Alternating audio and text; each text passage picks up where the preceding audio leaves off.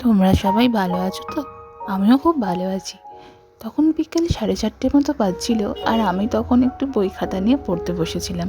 পড়তে পড়তে হঠাৎ করে দেখি একটা মিষ্টি রোদ আমার গায়ে এসে পড়ছে। রোদটা খুব মিষ্টি ছিল, জানো তো। ওই জন্য আমি ফোনটাকে নিয়ে একটু সেলফি তুলছিলাম রোদের মধ্যে সেলফি তুললে দেখবে কোনো ফিল্টারের দরকার পড়ে না। তারপর হঠাৎ করে পর্দা সরিয়ে দেখি প্রচণ্ড জোরে বৃষ্টি আরম্ভ হয়ে গেছে। এত সুন্দর রোদ ওঠার পর হঠাৎ করে সেই মিঠে রোদের মধ্যে এই অঝরে বৃষ্টি, ঝমঝম করে বৃষ্টি পড়ছে, আর গাছগুলো বৃষ্টির মধ্যে ভিজছে। ওদের দেখে তো আমার নিজেরই ভিজতে ইচ্ছা করছিল, কিন্তু মা তো ভিজতে দেবে না। এতটাই জোরে বৃষ্টি পড়ছিল যে উঠোনটা পুরো জলে একদম ভর্তি হয়ে গেছিল। তো সেই বৃষ্টিটা আমি জানলা দিয়ে দাঁড়িয়ে দাঁড়িয়ে দেখছিলাম। তারপর আমার মনে হলো যে আমার পুকুরের সাইডের ভিউটা একটু তোলা উচিত, কারণ পুকুরে বৃষ্টি পড়লে এত সুন্দর দেখতে লাগে। তাই জন্য আমি আসলে, আমাদের দুটো সাইডে বারান্দা, তারপরে এই সাইডে একটা ভিউ আর এই দিকের বারান্দা দিয়ে খুললে পুকুরটাকে দেখা যায়। তো পুকুরটাকে দেখানোর জন্য আমি জানলাটা খুলেছিলাম। তো এত সুন্দর লাগছিল দেখতে। তোমরা ভিউটা দেখো, তোমরা দেখলেই বুঝতে পারবে। সমস্ত সবুজে ঘেরা, বৃষ্টি পড়ছে, আর এত সুন্দর একটা ওয়েদার তৈরি হয়েছিল।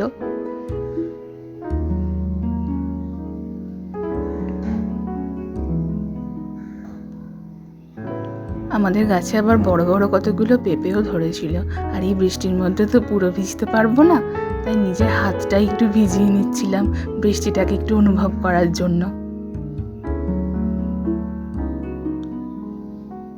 আগে যখন ছোট ছিলাম প্রত্যেকবার বৃষ্টিতে ভিজতাম আমি আর বাবা, আর মা এসে এত বকতো যে কেন ভিজিয়ে এনেছো মেয়েটাকে। দেখেছো, এই জানলাটা খোলার জন্য ওই সাইডের জানলাটা খুলে গেছে। এক্ষুনি বন্ধ করতে হবে, নইলে মা উঠে আমাকে একদম যা বকা বকবে না। এই জন্য আমি সঙ্গে সঙ্গে জানলাটা বন্ধ করে দিলাম, আর একবার দেখে নিলাম মা আসছে না তো। তারপর কিছুক্ষণ পর বৃষ্টিটা থেমে গেছে, আর হালকা একটা রোদ বেরিয়েছে। সে রোদটা কি সুন্দর লাগছিল দেখতে। মা, জানলাগুলো খুলে দেবো? বৃষ্টি পড়লে কি হবে, গরমটা সেই একরকমই আছে। ওই জন্য জানলাগুলো খুলতে গেলাম।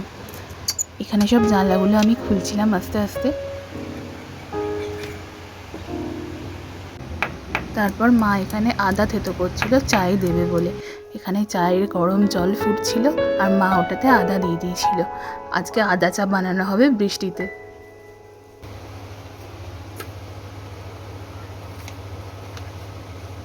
মা, বৃষ্টি পড়ছে তো? কই বৃষ্টি পড়ছে? পড়ছিল তো। হ্যাঁ পড়ছিল, থেমেছে একটু। কিছু বানিয়ে দাও চায়ের সাথে। এই তুই আজকে তো অম্বল হয়েছে বলছিস, আবার চায়ের সাথে কি খাবি গো? হ্যাঁ কিছু হবে না, অম্বল ঠিক হয়ে গেছে। একদম না, একদম কিচ্ছু দেবো না আজ করে। জিরের ঝোল খেয়েছিস, রাত্রিরে জিরের ঝোল দিয়ে ভাত খাবি।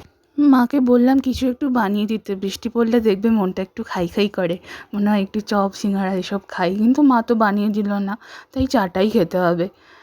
তো এখানে জানলার ভিউটা দেখতে দেখতে আমি চায়ের কাপে চাটা নিয়ে নিয়েছিলাম, আর সেটাই আর কি এখন খাচ্ছিলাম।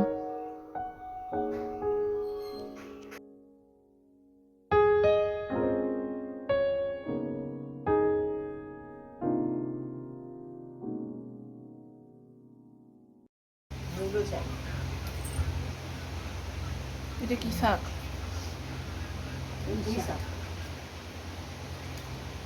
ওই আমাদের পিছনটা হয়েছিল রে, কি সুন্দর লক লকে একটা চাকটা, দারুণ দারুণ একদম। মাছের মাথা আছে, ইলিশ মাছের মাথা দিয়ে করলে আরো ভালো হয়। যেটি এখানে শাক কাটছিল, আর মা বলছিল এই শাকটা নাকি মাছের মাথা দিয়ে রান্না করলে খুব ভালো খেতে হয়। তো আমিও বসে বসে একটু ওদের শাক কাটা দেখছিলাম, মা আর যেটি গল্প করছিল। তারপর সন্ধে হয়ে গেছিল, গাছের নিচ দিয়ে সূর্যটা অস্ত যাচ্ছিল, আর সেটাই আমি দেখছিলাম। তো দেখতে দেখতে মনে হলো একবার ঘড়িটাও দেখিয়ে দিই। হ্যাঁ, এখন সন্ধে 6টা মতো বাজে। এখন মা আমাকে খাবার জন্য ডাকছিল। রিয়ার হচ্ছে উপমা, ঠিক আছে? এটা এত সুন্দর পনির দিয়ে খেতে লাগে, এটা অবশ্য আমার মেয়ের ফেভারিট খাবার।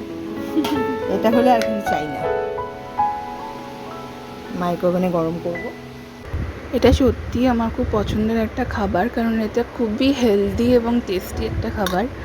ডালিয়ার এটা উপমা বা ডালিয়ার পোলাও যা ইচ্ছা বলা যায়। তারপর মা আমাকে একটু এটা কি বানিয়েছিল, একটা মিষ্টি। সিমুই দিয়ে একটা অন্যরকম রেসিপি বানিয়েছি, খেয়ে দেখ। দেখ আর দেবো না, কেন রে, আজকে আবার না বলছিস? তারপর মা রুটি করতে গেছিলো, তো আমিও মায়ের সাথে গেছিলাম রুটি করতে। গরম আছে বলে? বিশাল গরম আছে। তুই কি খাবি রাত্রিবেলা? ভাতই খাবো। রুটি খাবি না? না, শরীরটা একটু খারাপ ছিল, জানতাম মা আমাকে রুটি দেবে না, তাই ভাতই বলেছিলাম। তাও একবার জিজ্ঞাসা করলাম। দেবে রুটি? বললো অম্বল হয়েছে। যে রুটি খেলে প্রচন্ড শরীরটা খারাপ হয়ে যেত, এমনি শরীর খারাপ, শরীর খারাপ হয়ে যেত। কী করবো, বিষণ্ণ মনেই ঘরে চলে এলাম। তারপর আমি বই খাতা নিয়ে একটু পড়তে বসতে গেলাম।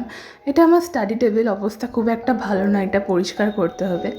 তো ওখানে বই খাতা নিয়ে আমি একটু পড়তে বসেছিলাম।